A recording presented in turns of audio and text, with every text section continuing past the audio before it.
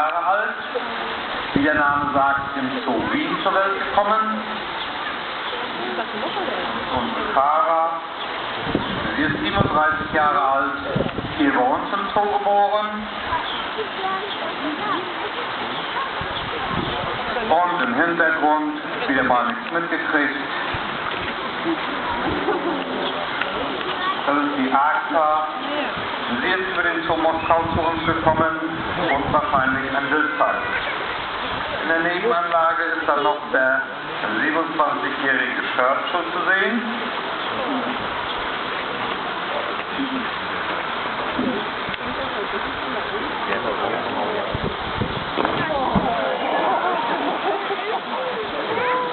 Er ist im Moment abgesperrt, da sich im März letzten Jahres hier mit der Vienna etwas in der Wolle hatte. An ihrem linken Hinterbein sind noch die letzten Spuren zu erkennen.